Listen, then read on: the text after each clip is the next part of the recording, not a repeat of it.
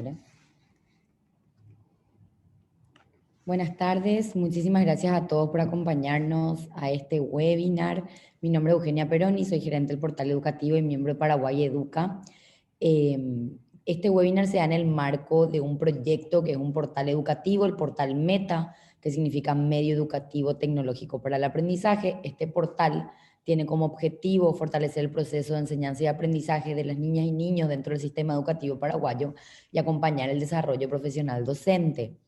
Todo esto como parte de lo que es la educación híbrida de la que estamos hablando desde ya marzo del año pasado y que bueno, trajo grandes desafíos y uno de esos desafíos por supuesto que siempre fue cómo hacer el seguimiento a las clases, ¿verdad? Cómo hacer que realmente en línea, que realmente a través de la tecnología podamos seguir aprendiendo, podamos seguir construyendo nuestros conocimientos, podamos seguir construyendo el aprendizaje, que las niñas y niños puedan realmente profundizar esos conocimientos que van recibiendo y que también el docente pueda enseñar desde un espacio de comodidad, desde un espacio de confort, ¿verdad? Que la tecnología realmente sea una herramienta que facilita y no una herramienta impuesta que nos desafía tanto. Entonces, bueno, hoy es un honor para mí poder contar con personas tan valiosas para nosotros tanto nacional como regionalmente, pero para eso le voy a dar la palabra a mi compañero Alejandro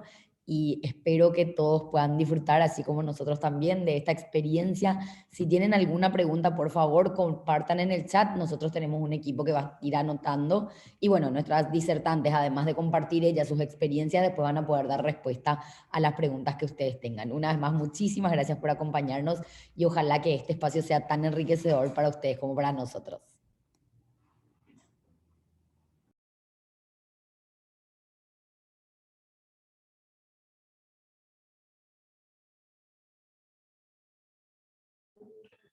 Muy buenas tardes, ¿cómo están? Especialmente bueno, a todos los que nos están acompañando, también a las disertantes. Entonces, para ir iniciando este webinar, este seminario sobre el seguimiento de los aprendizajes, bueno, quería en primer lugar comentar bueno, hoy nos acompañan Renata Moyano, que es de la Fundación Astoreta de Chile, Constanza Selaski y Alejandra Benítez. Entonces, para poder ir iniciando también este espacio de este seminario virtual, en primer lugar quería poder presentarle a Renata Moyano, que es nuestra primera disertante, que como mencioné justamente es nuestra invitada regional internacional que viene de Chile. Entonces, para hacer una pequeña introducción, Renata Moyano es psicóloga educacional de la Pontificia Universidad Católica de Chile. Ella realizó clases en un colegio vulnerable, primero y segundo medio, de lenguaje y comunicación durante 2 años. Y como menciona justamente ella, para eso también tuvo que capacitarse y certificarse para poder llevar a cabo ese trabajo. Y así también, durante algunos años, asesora en liderazgo escolar, apoyando a escuelas vulnerables para implementar un modelo justamente de liderazgo escolar. Actualmente es subdirectora de liderazgo escolar del área de desarrollo de la Fundación Astoreta. Entonces, de nuevo, muchísimas gracias, Renata, por acompañarnos hoy. Y bueno, quisiera darte la palabra y que puedas iniciar también con esta primera ponencia. Muchas gracias. Gracias, Alejandro. Bueno, buenas tardes a todos. Gracias primero que todo por la invitación. Un gusto estar acá hoy día y bueno, gracias por la bienvenida. Parto nomás, ¿estamos ok? Sí, por favor, adelante. Ya.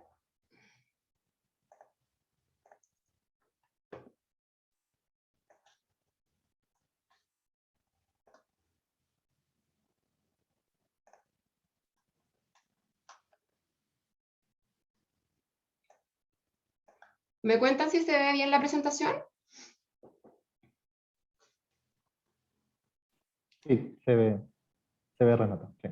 Ya, gracias Alejandro, te pasaste.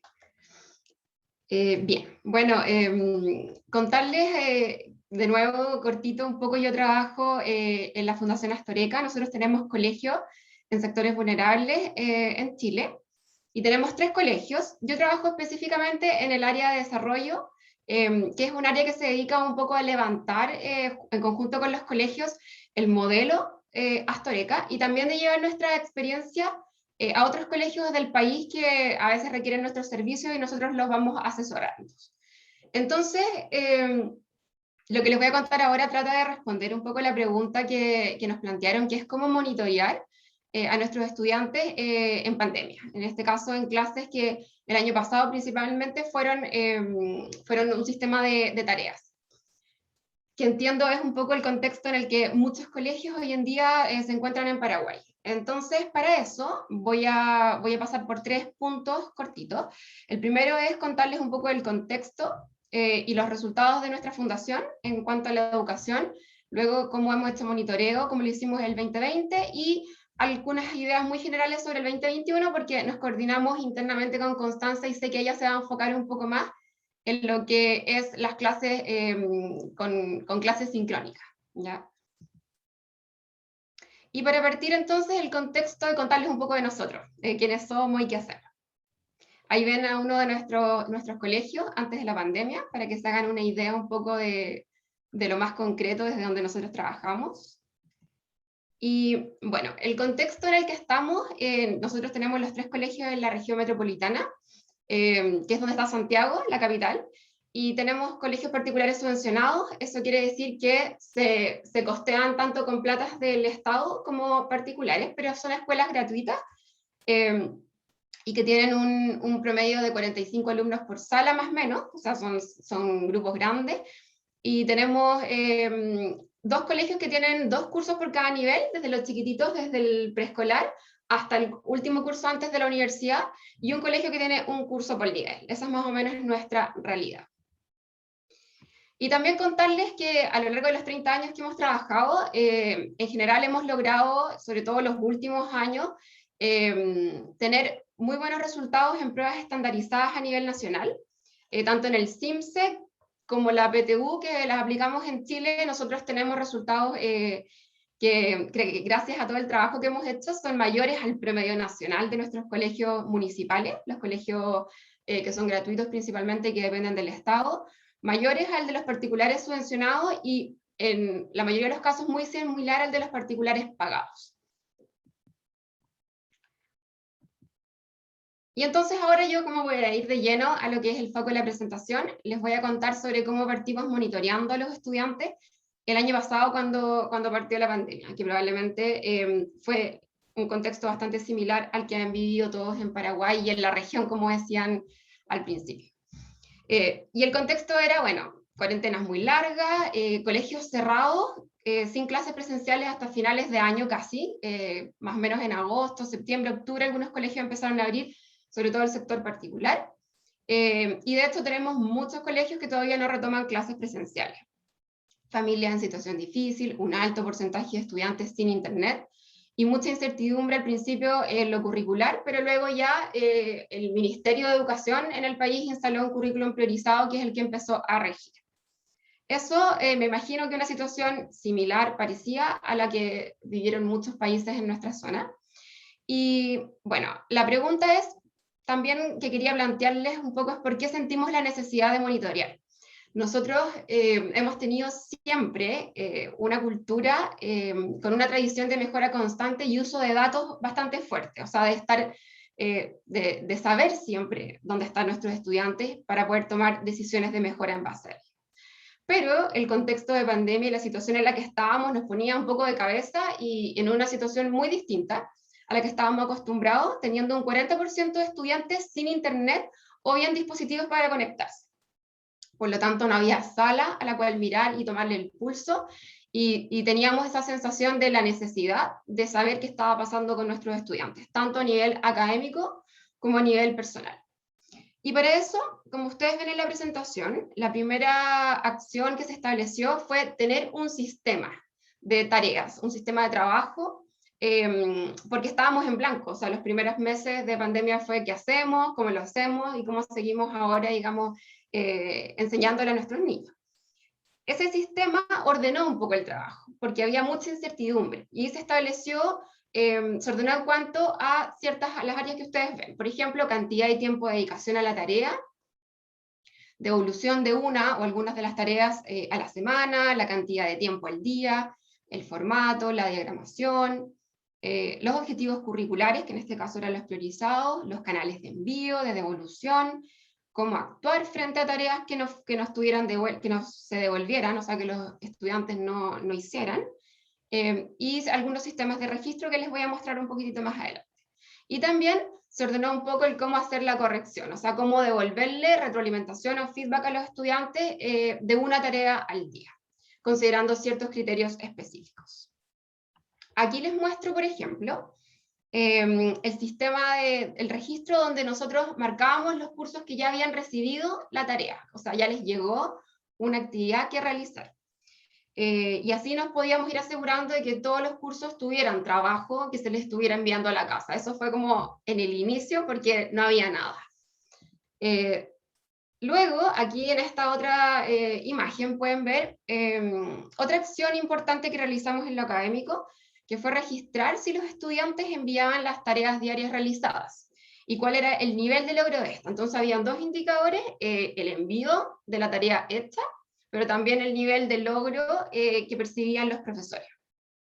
Esto, en esta planilla que teníamos compartida, que trabajamos internamente en nuestros colegios, pero también en los colegios asesorados, mostrándoles un poco las ideas de cómo hacerlo y adaptándolas a sus realidades.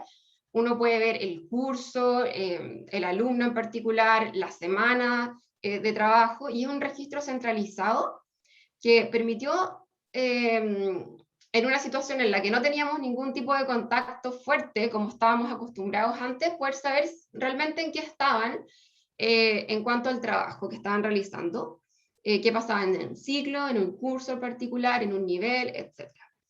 Y poder instalarlo, yo diría que por lo que uno percibió tanto internamente como externamente, requirió de un fuerte trabajo en equipo con los colegios. Todos llamando a la casa para poder tener contacto con los estudiantes, y ese llamado pasaba tanto desde la secretaria del colegio como por los profesores e incluso los miembros del equipo directivo. O sea, aquí para poder empezar a echar a andar este trabajo se requirió, yo diría, de un trabajo en equipo y un compromiso muy grande de los colegios. También mucha flexibilidad de entender que a veces ciertas cosas no resultaban, de que habían tareas que no funcionaban o habían sistemas que no funcionaban, y en ese sentido también flexibilidad al recibir las tareas, o sea, recibir lo que fuera por WhatsApp, por correo, en el colegio impreso y por distintas vías. Y de esta manera poder abrir más oportunidades a que todos trabajaran. Y aquí les muestro de manera resumida otra acción que tiene que ver, después de tener estos registros y saber en qué están nuestros estudiantes, poder mirar estos datos y analizarlos. Aquí uno puede mirar, por ejemplo, la cantidad de tareas entregadas por los estudiantes cada semana a lo largo de un tiempo, pero con la cantidad de información que teníamos, que logramos sostener el tiempo registrada por los equipos directivos y los líderes de las escuelas, también podemos mirar los datos que quisiéramos y pensar en los niveles de logro, en los niveles en cada curso en particular, etc.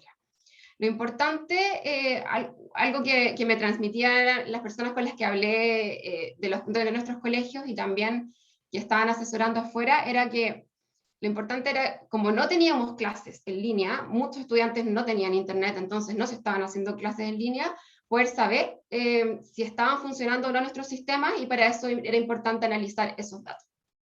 Y bueno, más allá del sistema de tareas propiamente tal, también se implementaron otras acciones que requirieron creatividad y también copiar buenas ideas.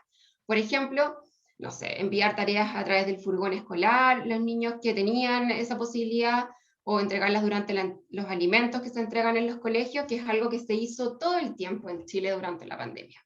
Subir videos de, no sé, de explicaciones de las tareas o juegos interactivos para el preescolar a través de las redes gratuitas, por ejemplo Facebook u otros, y también realizar campañas a través de las redes sociales para entregar información importante o bien reforzar el logro o el cumplimiento de las tareas. Por ejemplo, ahí como ustedes ven, estas felicitaciones al prekinder A para todos los niños que pudieron hacer su trabajo adecuadamente.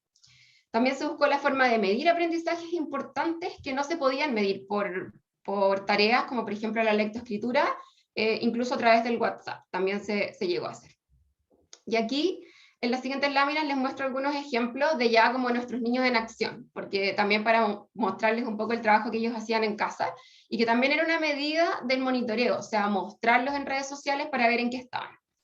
Por ejemplo, cadenas alimenticias en los cuartos básicos, el escribir una receta y cocinarla, las divisiones con material concreto. También en los primeros básicos, un trabajo sobre el tacto, y en el mes del libro un concurso para celebrar que era Recrea la portada del libro. Ahí también tenemos unos cursos más grandes en la creación de artefactos basados en poesías de Nicanor Parra, que es un poeta para nosotros muy importante nacional, representaciones de frases de autores favoritos, etc. Y bueno, otra acción importante también fue la implementación de evaluaciones en línea. Evaluaciones que buscan ver cómo van los niños en sus aprendizajes, y estas los estudiantes las podían realizar tanto desde el computador como desde el celular. En este caso ellos sí requerían internet, pero tratamos de promover que se hicieran como una especie de campaña para que el día que los estudiantes iban a rendir su evaluación pudieran asistir al colegio, y si no tenían internet, hacerlo desde los establecimientos. Esto, por ejemplo, se ha mantenido todavía. El sistema de tareas fue principalmente el año pasado, cuando no teníamos conexión a internet. Y bueno, también fue clave el inicio de la pandemia, y sigue siéndolo, tener un registro no solo de las tareas y del trabajo académico, sino también de la situación familiar de cada estudiante. También en cuanto a lo económico, a la salud y a otros aspectos que a veces son relevantes y que sabemos que impactan fuertemente en la calidad del trabajo académico que ellos pueden hacer. Y esto permite poder responder a veces a tiempo frente a familias que necesitan algún tipo de apoyo, que tienen que buscar maneras alternativas de poder participar como en clases, etc. Este trabajo lo hicimos fuerte con los colegios asesorados, y tratamos de que se mantenga actualizado de manera frecuente, de manera de poder ir identificando a los estudiantes que están en situaciones más complicadas. Y bueno, por último, ya en la última parte, contarles un poco que este sistema de monitoreo ha evolucionado en la medida en que también las clases han ido evolucionando. Y entonces el 2021 ha sido un año que ha sido un poco distinto, porque hemos tenido que irnos adaptando a las necesidades de la situación nueva.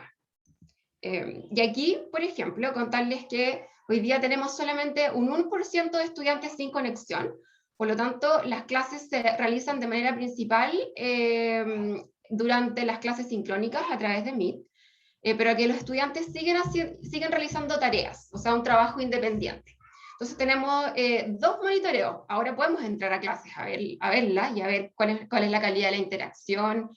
Se puede realizar la observación, incluso acompañamiento a los profesores, pero se sigue haciendo un análisis del trabajo independiente, pero ahora a través de Classroom, que es la plataforma que nos está permitiendo recibir tareas y hacer el sistema un poco más ordenado y fácil de lo que era antes. Y en los momentos en los que no estamos en cuarentena, ya estamos con clases presenciales, y por lo tanto ahí tenemos solamente entre un 25 y un 40% de los estudiantes que se conectan a la clase, pero por internet. Entonces el monitoreo también se puede hacer como un poco más antiguamente se hacía, que era a través de la observación.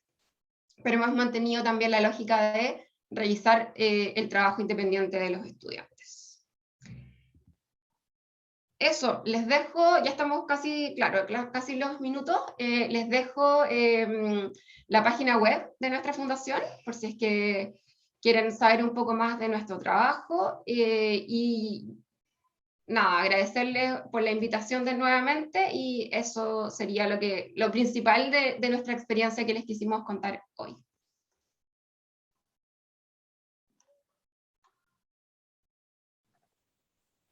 Muchísimas gracias, Renata. Yo creo que, bueno, esto que acabas de compartir con nosotros de esta experiencia es algo sumamente interesante, y bueno, justamente estos contextos que estabas comentando sobre, bueno, los chicos sin acceso a Internet, bueno, aquí en Paraguay creo que uno de los grandes desafíos, una de las grandes deudas es la conectividad justamente, y que, bueno, ver otras alternativas, o ver cómo justamente en otros lugares, como, hablando mal y pronto, cómo se ingeniaron para poder dar respuesta a esta situación, sumamente valioso. Yo quisiera quedarme con algunas frases o algunas cuestiones que tomé, bueno, que apunté de lo que mencionaste. El hecho de, bueno, de tomar el pulso en este seguimiento, este acompañamiento, el querer saber cómo están los estudiantes, los niños y las niñas, y no solamente en algo puramente académico, sino también, como mencionaste, este registro de la situación familiar de cada estudiante, porque eso también nos da como una dimensión para poder, como se dice, interpretar de una forma más global o más integral, vamos a decir, también eh, el por qué de repente, bueno, nuestros estudiantes o no están entregando las tareas, o no están pudiendo conectarse, o no están pudiendo hacer las cosas como se están esperando. Entonces, me parece genial eso, y bueno, quedarme también con otra cosa que dijiste es el hecho de tener mucha flexibilidad. Creo que ser capaces de ser flexibles y ser capaces de adaptarse es una característica fundamental que necesitamos para llevar adelante, bueno, las clases hoy en día, y sobre todo con todos los desafíos que tenemos ahora con la pandemia, ahora, bueno, con el inicio de las clases que van a ser, bueno, de forma más híbrida, y va a haber, bueno, clases presenciales o a distancia. Entonces esa capacidad de adaptación es, creo que, un requisito fundamental. Entonces, muchísimas gracias de nuevo, Renata. Entonces, para poder seguir avanzando, ahora quisiera presentarle a Constanza Zelaski. Eh, Voy a hacer también una pequeña introducción sobre ella. Entonces, para contarles un poquito sobre Constanza, Constanza estudió análisis de sistemas, y al poco tiempo de trabajar en eso, se dejó llevar por una pasión que tuvo desde la infancia, que es la docencia. Eh, Como primeras incursiones en el ambiente de la docencia, trabajó en el área de informática educativa en institutos. Al año siguiente ingresó a Saint Anne School, donde fue una docente de informática a nivel inicial y primario. Su desafío desde un inicio fue integrar la tecnología al currículum. Entonces esto la llevó a coordinar desde el área de tecnología de un colegio, tiempo que justamente en el que capacitó docentes e hizo esfuerzos para que la tecnología atravesara la enseñanza y el aprendizaje, y desarrolló una lista de habilidades tecnológicas para los alumnos. En esa institución también confirmó qué serían los niños, sus emociones y sus aprendizajes, confirmó su nuevo camino profesional, y esto la motivó a completar una maestría en educación primaria en la Universidad de Alabama, y más adelante una formación en constructivismo y educación en Flaxo. Unos años después empezó a colaborar con la dirección de nivel inicial y primaria, y luego se animó a salir del aula y aceptar la dirección de esos niveles en el Colegio Santa Ana, Saint Aid School. Y bueno, más adelante continuó el desafío en este mismo rol en el Colegio Estado de Israel, que en ese entonces contaba hasta el segundo grado. Cada año iba progresando un grado el colegio. Y bueno, desde una mirada socioconstructivista colaboró en el desarrollo del currículum de inglés a través de proyectos integrados en primaria, y sigue hoy proyectando el área de inglés hacia una promoción bilingüe de sus alumnos que empiezan a egresar en este año 2021. Desde finales de 2019, y acompañando un pilar fundamental de esa institución, la tecnología, empezó a colaborar en el área STEAM, coordinando propuestas y docentes. Todo esto sin olvidar que siempre extraña el aula y el contacto diario con los niños y niñas. Entonces, bueno, creo que no hay más palabras que agregar. Constanza, te cedo la palabra y para iniciar nuestra segunda ponencia. Bueno, buenas tardes a todos. Gracias, Alejandro, por la introducción.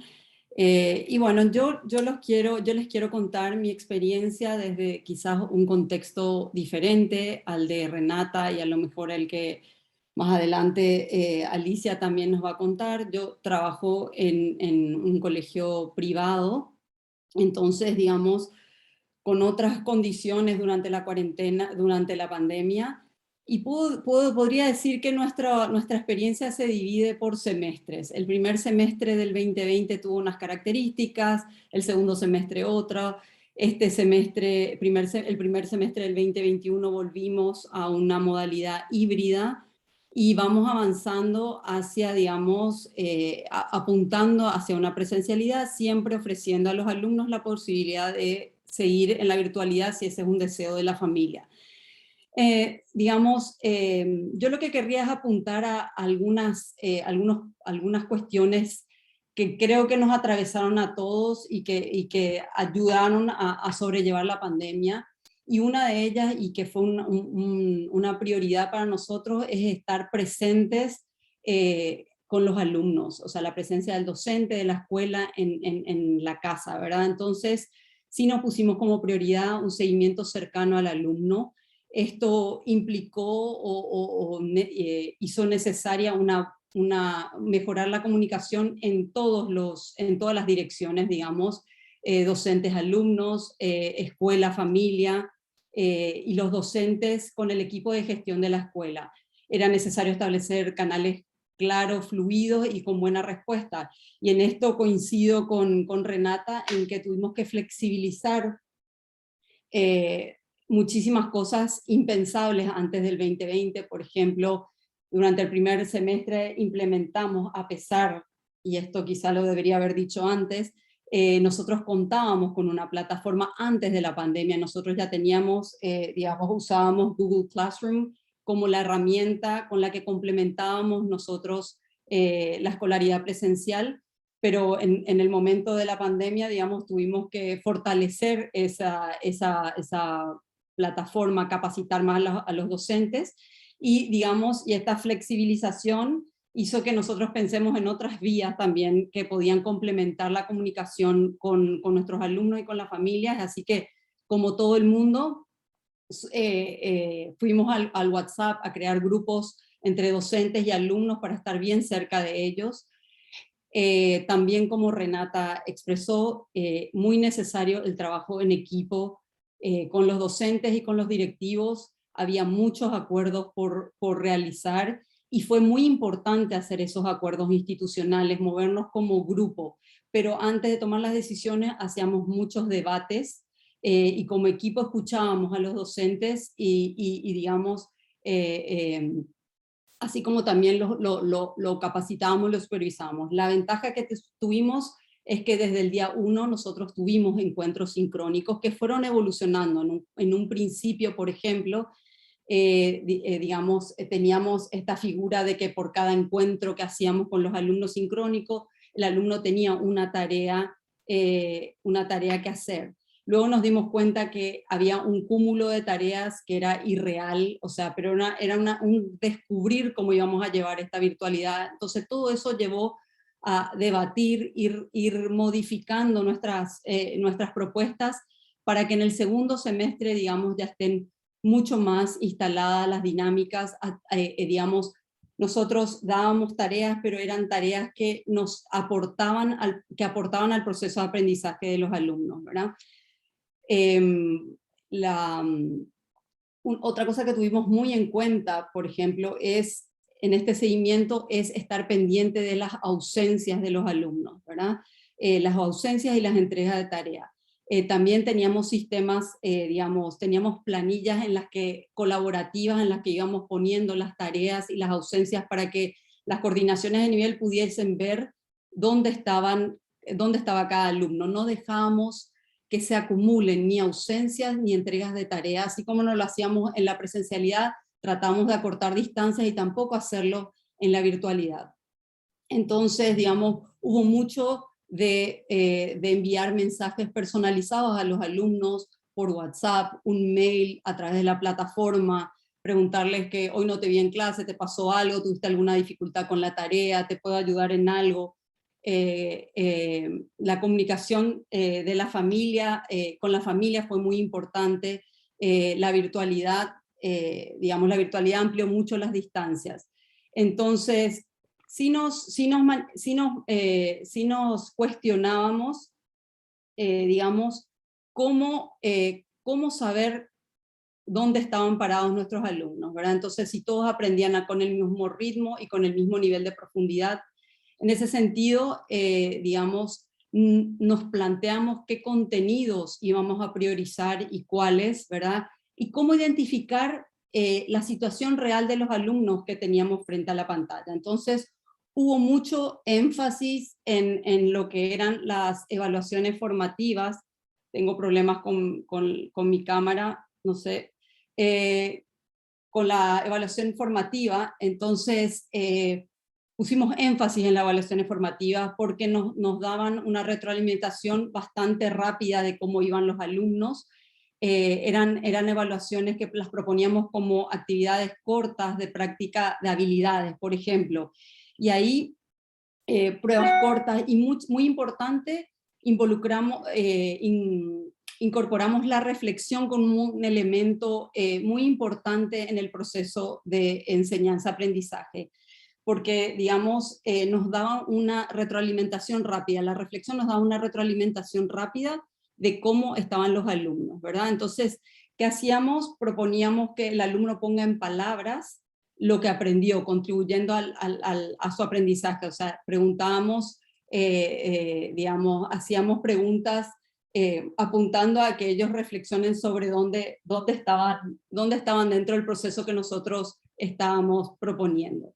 Entonces, junto con la reflexión, también le dimos mucha importancia a la retroalimentación, ¿verdad? Y para, digamos, como propuestas de retroalimentación, tuvimos hicimos varias propuestas. Por ejemplo, el alumno le damos la posibilidad le proponíamos actividades con hojas de respuesta, donde dábamos posibilidades para la autocorrección o para la corrección entre pares. También se hicieron propuestas gamificadas, donde la misma aplicación, el mismo juego le daba respuesta al alumno, le daba retroalimentación de dónde estaba parado. Por ejemplo, también en la propuesta de prácticas de habilidades, cuando tratábamos de idiomas, si tenían que estudiar, por ejemplo, el pasado, en inglés el pasado de los verbos, se implementaban prácticas independientes de habilidades como herramientas como Quizlet, por ejemplo. Pero luego estaba la retroalimentación que daba el docente, ¿verdad? La retroalimentación que daba el docente digamos, en conversación con el alumno, ¿verdad? Entonces, sí le damos prioridad a estas conversaciones con el alumno, que se podían dar muchas veces en los últimos minutos de una clase, y otras en momentos que nosotros marcábamos de conversación con los alumnos fuera del ámbito de la clase, ¿verdad? Entonces, para esta retroalimentación era importante que el alumno tuviese claro las expectativas de logro de lo que le habíamos propuesto, y tratábamos que sean momentos donde acotábamos nuestros comentarios a ciertas cuestiones pedagógicas que habíamos priorizado, ¿verdad? Y teniendo en cuenta que el objetivo de estar reunido y de conversar con el alumno era orientarlo hacia la acción, o sea, ¿qué iba a hacer, qué le proponíamos al alumno hacer con esa información digamos, con la información que tenía, que le habíamos retroalimentado? Entonces, en este proceso de retroalimentación era muy importante hacer preguntas guía. ¿Cómo te está yendo? ¿Se te ocurre otra manera de resolver esto? ¿Te queda claro lo que te estoy diciendo? O sea, no asumir que no era una bajada del docente al alumno, sino una conversación, ¿verdad? Luego, por supuesto, existieron momentos de evaluación sumativa, donde invitamos a los docentes a ser creativos y coherentes con lo que le habíamos ofrecido durante el proceso. En este sentido, digamos, nosotros no sugeríamos esas situaciones de examen que imitaban la presencialidad, digamos, el alumno con un examen en la computadora y el docente controlando que el alumno, que digamos, esté frente a la pantalla, tenga su celular a la vista. O sea, intentamos romper con ese modelo y proponer que los docentes utilicen herramientas con las que ellos se sentían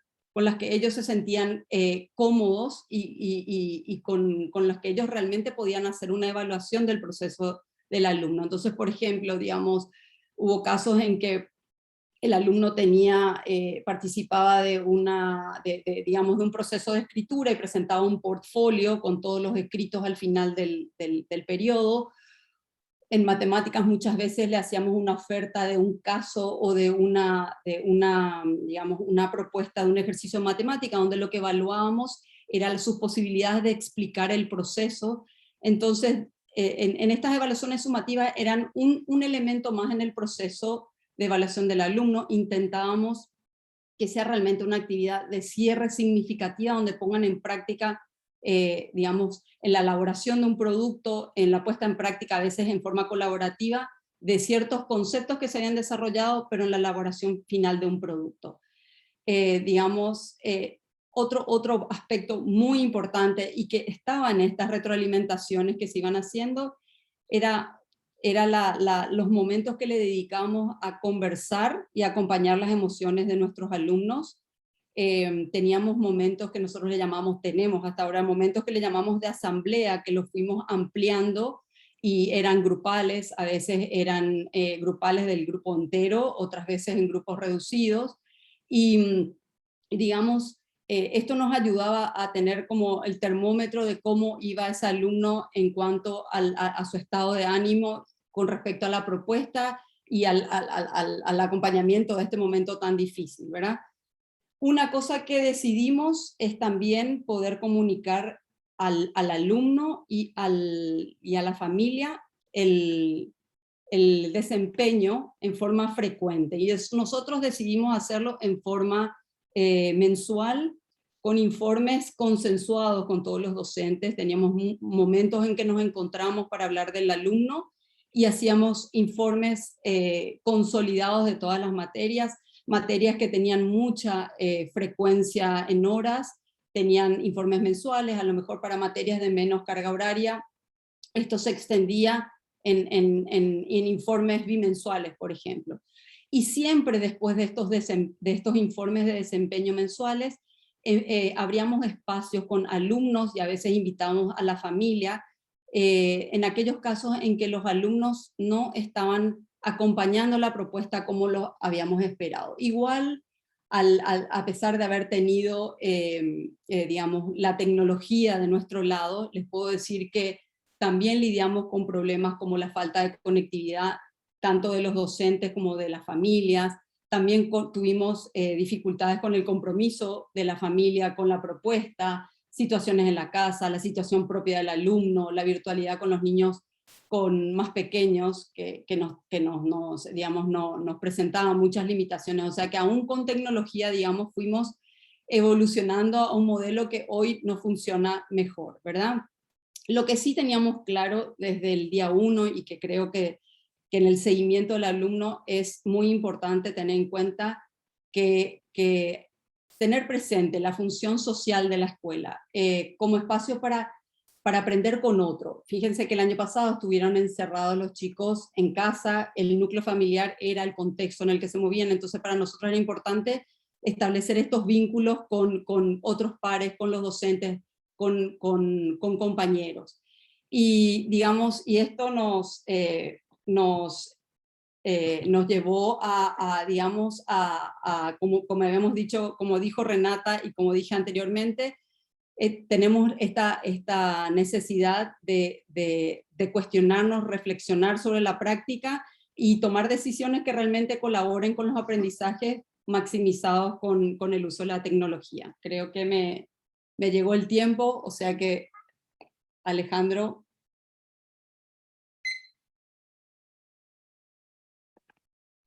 Buenísimo, muchísimas gracias, Constanza. Creo que, bueno, quería nomás retomar algunas cositas que comentaste durante tu ponencia que me parecen cosas que, bueno, si hacemos siempre esta comparación, bueno, de qué es lo que, bueno, dependiendo de cada contexto se puede hacer o no se puede hacer, pero creo que hay ciertas cosas que independientemente del contexto y las posibilidades podemos, como decir, escalar a nuestras realidades. Sobre todo, bueno, lo que te referías con los canales claros de comunicación, ya sea que se tenga una plataforma para comunicarse de forma sincrónica con el alumno o se tenga algo como WhatsApp para poder hablar o cualquier otro medio que se pueda tener para llegar a las familias o a los estudiantes, creo que es súper importante dejar bien en claro eso, de decir, bueno, este es el medio por el cual, o estos son los medios por los cuales nos comunicamos. Y también no solamente que el canal sea claro, sino que también la comunicación, esto que mencionabas, Constanza, sobre comunicar a los estudiantes claramente las expectativas. Creo que si algo realmente nos desafía la educación a distancia es de que como no hay esa conversación constante, ese mirarse cara a cara en el día a día, el hecho de ser bien claro en lo que estamos esperando de nuestros estudiantes y que ellos sepan y sean conscientes. Esa llamada a la acción que mencionabas creo que es fundamental porque el rol protagónico que tiene el estudiante, que bueno, siempre, de hecho que sí, siempre buscamos que lo tenga, pero más que nunca en la distancia, tratar de, hablando mal y pronto, de explotar esa autonomía del alumno es el verdadero desafío. Sobre todo, bueno, mientras más chicos son, sabemos que necesitan alguna forma, algún tipo de acompañamiento, pero dentro de todo creo que sabemos que en ese proceso tenemos que tratar de hacer que sean lo más autónomos dentro de las posibilidades, de lo que es posible. Entonces, bueno, de nuevo, muchísimas gracias, Constanza, por compartir este espacio.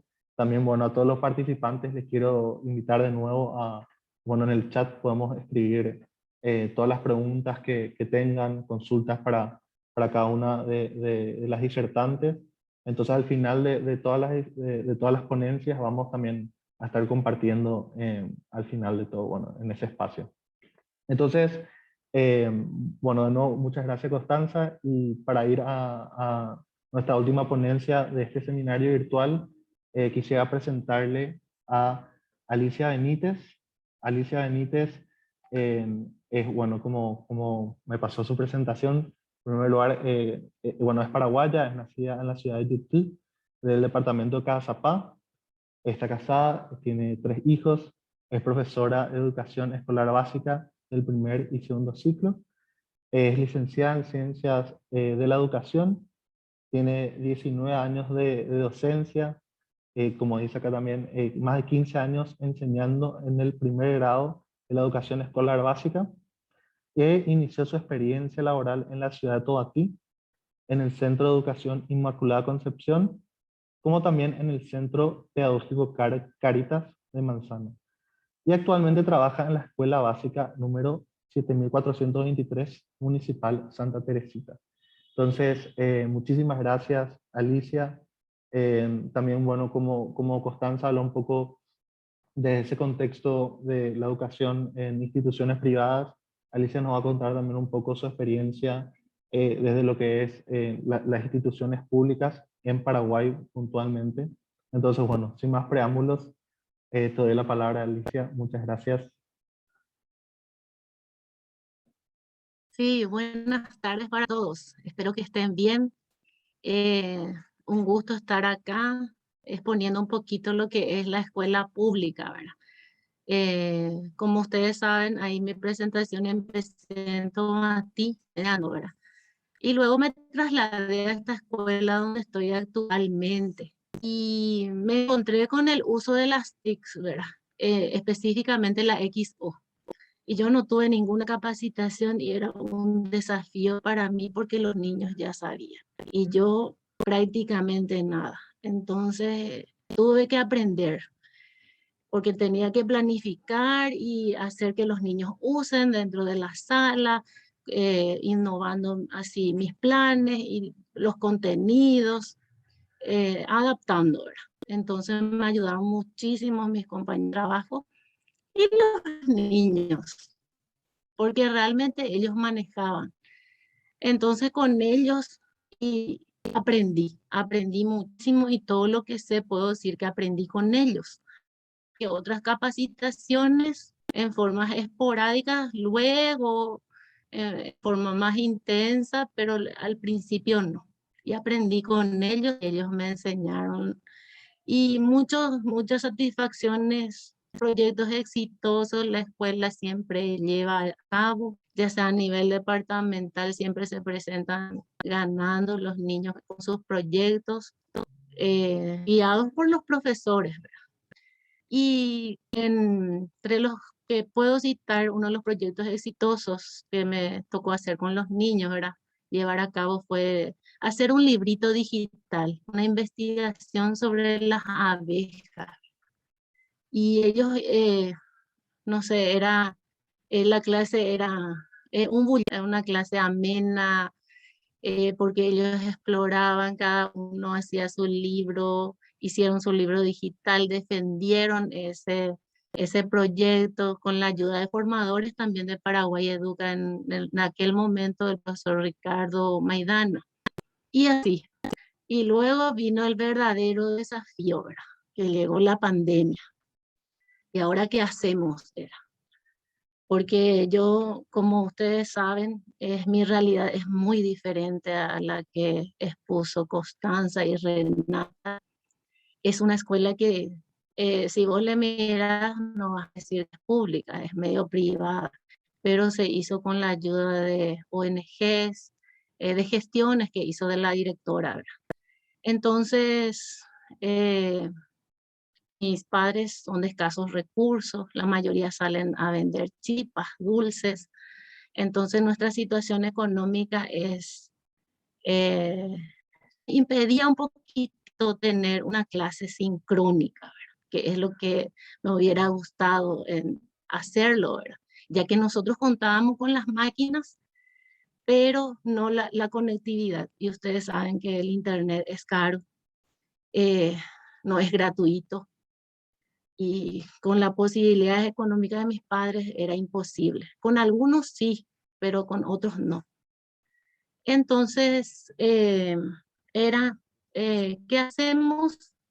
¿Qué, qué hacían los padres con nosotros y los niños también? Porque tenía que continuar las clases. De alguna forma teníamos que llegar con nuestros niños. Y siempre, desde que existió el WhatsApp, utilizamos con grupos de padres, ¿verdad? Porque así nos conectamos, cualquier cosa, nos organizamos. Entonces, ese WhatsApp fue lo que utilizamos, ¿verdad? Porque no pudiendo utilizar así la XO, a no ser que el padre le anclara su Wi-Fi a la XO de los niños, ¿verdad?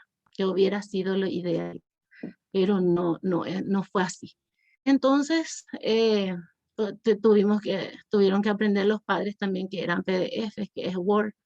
Teníamos celulares, pero no de alta gama. Algunos no abrían sus PDFs, otros en Word, otros solamente en fotos.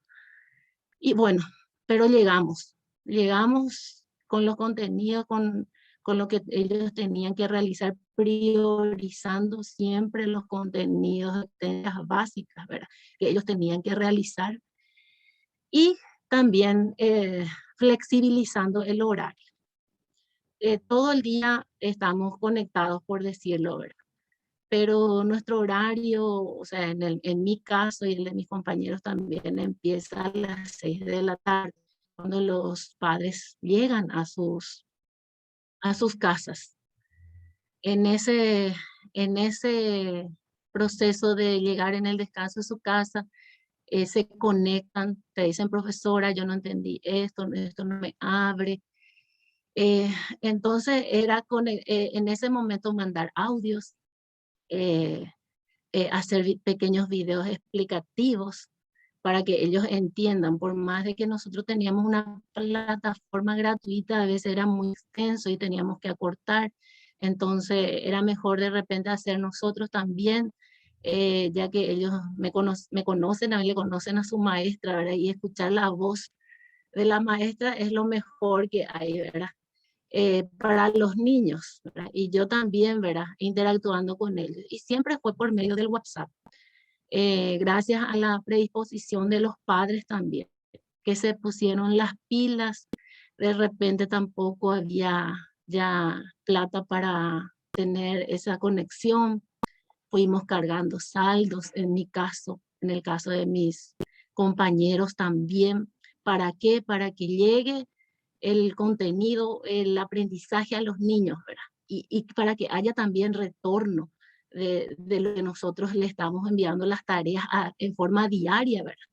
Que no era porque no quería, sino era porque nos sobraba la plata en casa y no había internet, no había para compra de saldo. Entonces, así fuimos sorteando todas las dificultades que se nos presentó. Utilizamos fichas interactivas, bajados en forma gratuita, ¿verdad? Y que les encantó a ellos. Yo también aprendí muchísimo, ¿verdad? Aprendí a enviar esas fichas, a que ellos se evalúen ellos mismos, a que vean su puntaje al instante y que iban, si se equivocaban, volvían a hacerlo, hacer un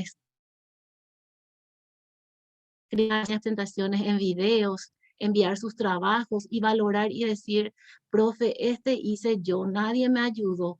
Y eso fue lo que pude rescatar de esta pandemia, ¿verdad? Que con lo poco pudimos hacer muchísimo, teniendo todo en contra, como yo digo, ¿verdad? Teniendo todo en contra, ¿por qué? Porque,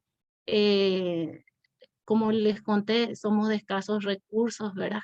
Pero eso no impidió porque hay también padres no comprometidos, pero yo vi que ellos pusieron corazón y que gracias a ese corazón nosotros podemos hacer y estamos haciendo aprendizaje.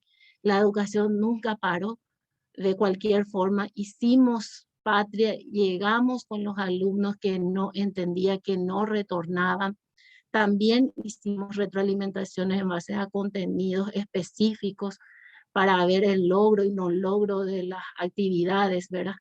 Y el logro más grande también que yo veo es que la permanencia de los niños en el sistema escolar, porque muchos al principio querían desertar, salir porque yo no voy a poder con esto, profesora, para mí esto es imposible, me va a llevar mucha plata, no voy a poder y dialogando siempre y conversando, inclusive de repente abriendo las escuelas por ratos para poder hacer llegar otros materiales en forma impresa. También lo hicimos, pagadas también por nosotros mismos, ya que algunos dejaron de trabajar, ¿verdad? Y el otro desafío fue el examen en línea. ¿Cómo hacemos esto? Y lo hicimos. Y aprendieron los padres, aprendieron los niños, aprendimos nosotros, no tal vez en la forma que nosotros hubiéramos querido, ¿verdad? De realmente que se haga un 80%, tal vez, de que se afiancen bien esos contenidos, los conceptos, pero sí pudimos aprender también el uso de las tecnologías. Y eso me pone muy contenta porque nos apropiamos de muchas aplicaciones que nos ayudaron a ver que hubo aprendizaje o que hay aprendizaje y que no solo los niños aprendieron, también los padres, que ellos, me dice una mamá, yo también estoy aprendiendo de mi hijo y yo también aprendí muchísimo con ellos. Y por sobre todas las cosas, agradecerle a esos padres, porque con poco, como digo, hicimos mucho. Y eso es lo que rescato de esto, no más bien la experiencia de como las otras compañeras, ¿verdad? Que citaron números, tal vez hasta dónde llegaron, saber, yo sé hasta dónde llegamos, cómo tenemos que ir reforzando, ¿verdad?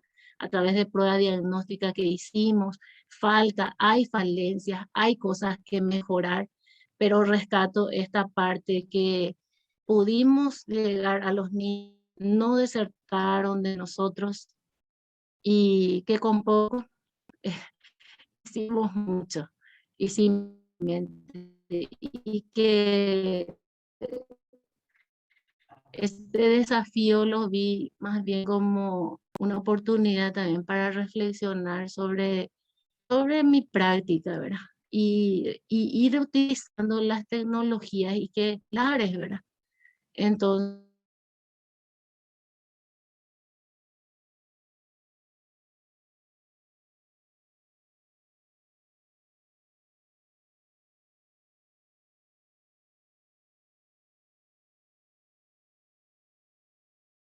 Eh, Según parece, se cortó la conexión de Alicia. Eh,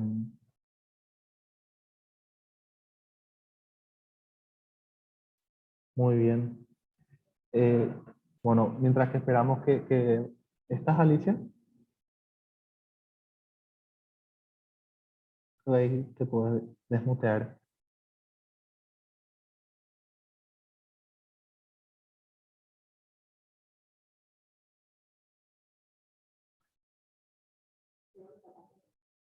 Bueno, parece que Alicia está con algunos problemas de conexión. Ahí parece que... Alicia, Ahí adelante. estoy. Sí. Volví, volví. El internet es. No te preocupes. Y bueno, y redondeando, ¿verdad? Eh, Decirles muchas gracias por la oportunidad de hacer conocer un poquito mi realidad y la realidad de muchos docentes, ¿verdad? Del campo, como yo le digo, pero que, que se puede y que esto es un desafío que vino a quedarse, ¿verdad? Y que nosotros contamos con la XO y ojalá tengamos mucho más apoyo para que realmente podamos darle mejor utilidad y hacer aprendizaje de calidad, aprendizaje para el siglo XXI para nuestros niños del Paraguay. Es posible, es viable y que eh, recordar un poco que los paraguayos también somos creativos, ¿verdad? Y que con nada y con poco siempre logramos hacer grandes cosas. Orgullosos de los docentes del Paraguay, orgulloso de haber abrazado esta carrera, de haber sido un nexo con mis niños en lo poco que pude dar, y de repente dar contención también porque algunos llamaban y contaban sus realidades y teníamos que hacer ayudas, llamadas y siempre conectándonos a través del WhatsApp.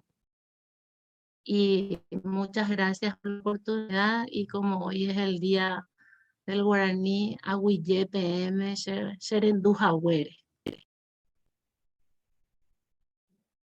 Muchísimas gracias, Alicia. Yo creo que eh, tú, bueno, lo que nos contás, tu experiencia, es también, yo creo, una inspiración para todos.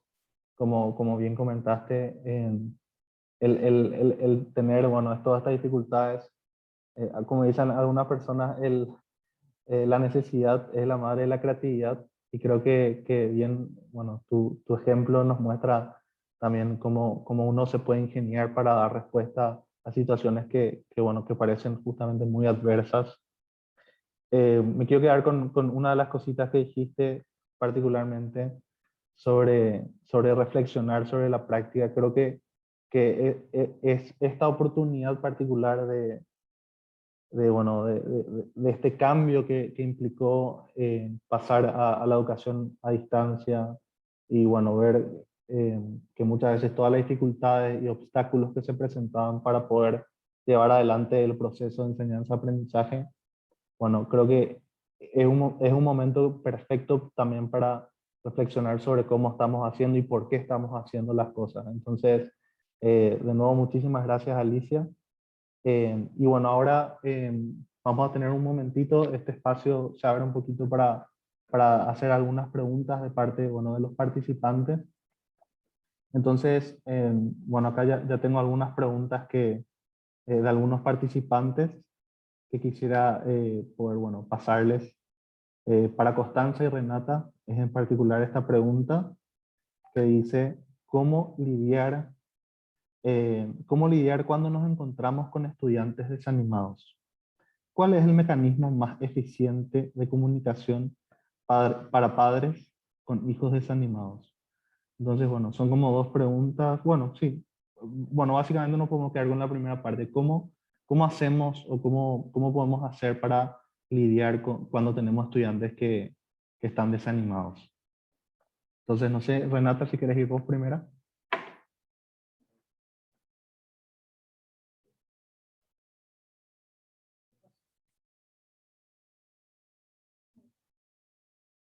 ¿Le puedo? Ahí sí, gracias. Mira, es una pregunta súper difícil de responder, creo yo. No sé si tengo la respuesta correcta. Y es algo que yo creo que se ha dado fuerte, la pérdida del sentido en algunos casos, sobre todo por las dificultades, por la incertidumbre, por el estrés que también vivimos todos, o sea, uno con sus hijos en la casa y lo desmotivante que puede llegar a ser, yo creo que es fácil entenderlo, imaginárselo, y por lo mismo creo que en los niños pequeños y también fuertemente en los grandes, la motivación que uno pueda lograr, o al menos como nosotros la hemos abordado en alguna medida, tiene que ver con retomar algo que venimos haciendo desde hace tiempo a nivel de fundación y que es trabajar mucho con nuestros estudiantes el sentido del propósito, que tiene que ver con que ellos sepan y vivan en el día a día por qué están ahí, por qué se están esforzando, por qué es importante para ellos ir a la escuela, ir al San José, ir al San Juan, ir al San Joaquín y aprender y estar con sus profesores. Y eso lo trabajamos desde que son chiquititos, desde que ellos entienden que el tener una buena educación, el formarse bien en habilidades socioemocionales, pero también en lo académico, les va a dar mejores oportunidades, porque nosotros tenemos un 77% de estudiantes vulnerables, o sea, a pesar de que somos colegios particulares subvencionados, tenemos estudiantes en situaciones bien difíciles. Y logramos, por ejemplo, llegar a un 1% de estudiantes desconectados en gran parte por el compromiso de las familias, no porque los papás se volvieran más ricos, sino que porque se consiguieron donde ir a la clase, a la casa del vecino, a la casa del primo. Algunos podrán haber hecho algún esfuerzo económico más grande, pero fue mucho en parte por similar a lo que decía Alicia, de papás que estaban siendo súper jugados con la educación de su hijo. Y creo que, por suerte, nosotros teníamos la ventaja, antes de entrar a la pandemia, de que tenemos una cultura que trabaja el propósito desde siempre. ¿Y por qué estamos aquí? Y tenemos un programa que es Soy Astoreca, que si lo quieren lo pueden googlear en la página web www.soyastoreca.cl, se los voy a poner después en el chat, que justamente trabaja ese tipo de fortalezas del carácter. Creo que es algo que tiene que estar en la cultura, como para no extenderme tanto, y que tiene que ser parte de algo más profundo que simplemente tienes que mandarme la tarea porque te la estoy pidiendo, sino que hay un sentido por detrás. Muchísimas gracias, Renata. Constanza, el micrófono acá, ya solucionamos.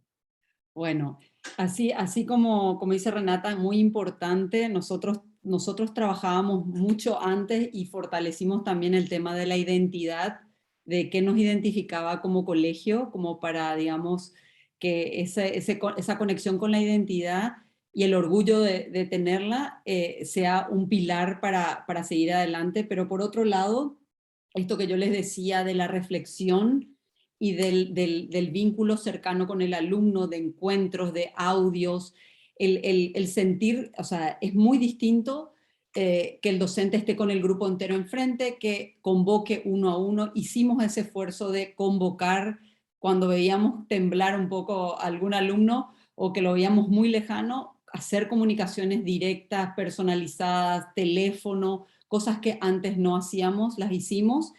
Y bueno, en la propuesta de aula, lo que siempre conversábamos con los docentes es el factor sorpresa, sorprender al alumno. O sea, no caer en la rutina de que todos los días la clase tenía una estructura esperada. Si bien no les voy a mentir, caíamos en eso porque era mucho el estrés que todos estábamos pasando, inclusive los docentes.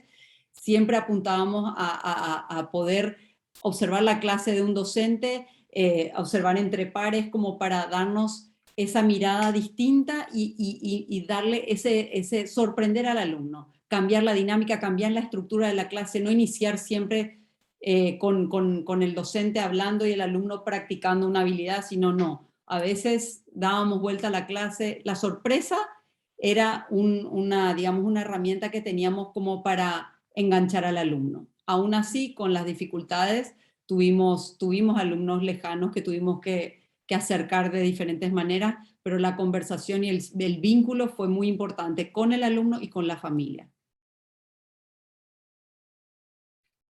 Genial, muchísimas gracias, Constanza. Entonces, bueno, creo que resumiendo un poquito los dos aportes, una cuestión también bueno, de identidad también, trabajar eso, que es fundamental, y ese acompañamiento cercano también que ofrecemos a nuestros estudiantes. Muchísimas gracias por las respuestas. Ahora tengo otra pregunta para Alicia. Esta pregunta dice, ¿cuál es tu experiencia en el intercambio con tus colegas en el contexto de pandemia? Entonces, bueno, como también todo esto que vos comentaste, ¿cómo fue el trabajo bueno, con tus colegas en la institución? Eh, Básicamente, bueno, ¿cómo hicieron también para ese trabajo en equipo eh, dentro de la institución también frente a todos los desafíos que se estaban planteando?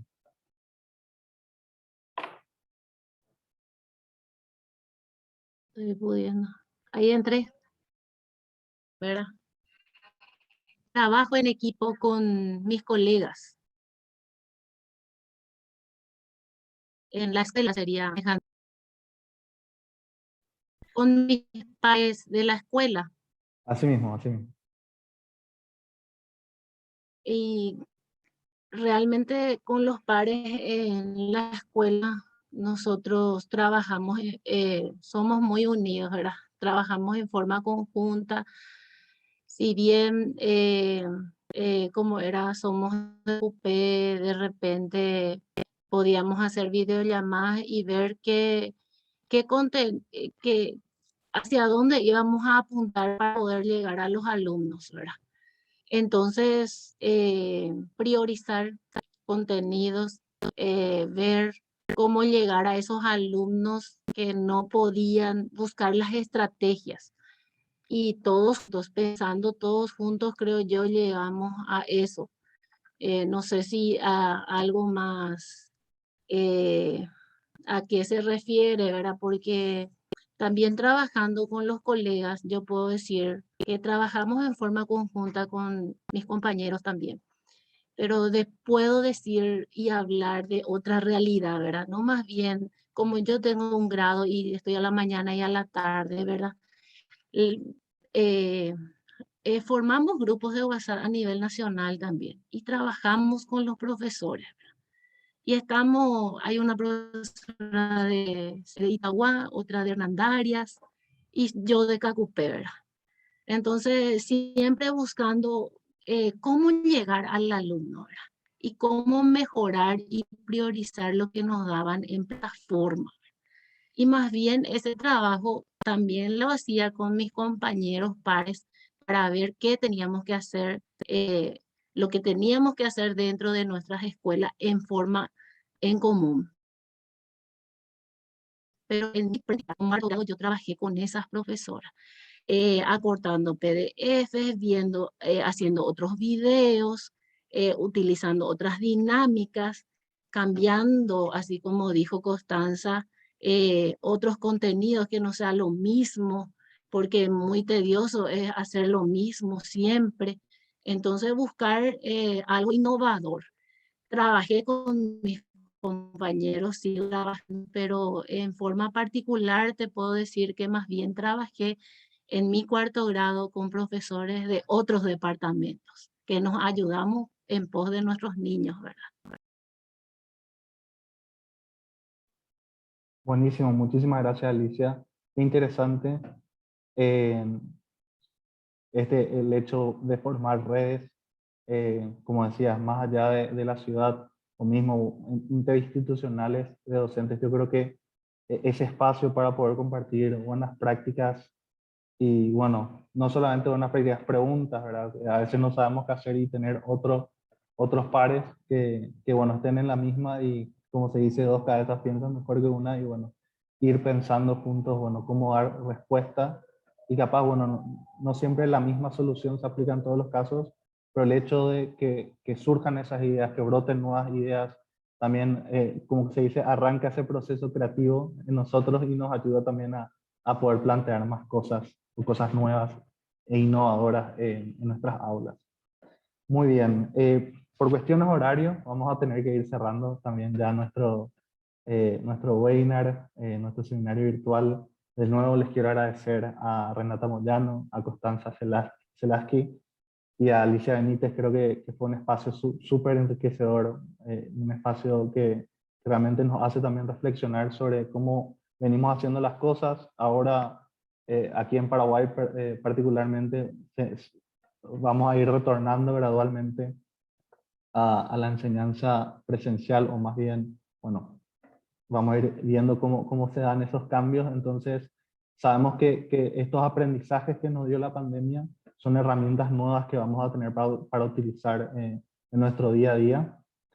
Y bien, para dejarles también, para ir cerrando, agradecerle también a todos los participantes, a todas las personas que se unieron hoy a esta hora también para poder estar acá en vivo y poder también compartir con nosotros todas estas ideas. Y bueno, les quería invitar también a poder seguirnos también desde lo que es el portal Meta. Les digo, para poder ingresar al portal Meta es www.portalmeta.org.pi.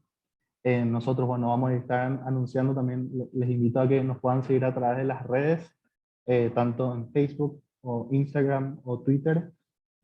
Y bueno, vamos a estar también anunciando cuando estamos haciendo otros seminarios y también otras actividades y otros ofrecimientos también que ofrecemos en el portal. Entonces, bueno, muchísimas gracias de nuevo a todos y todas por estar el día de hoy y bueno, que tengan un buen resto de jornada. Muchas gracias.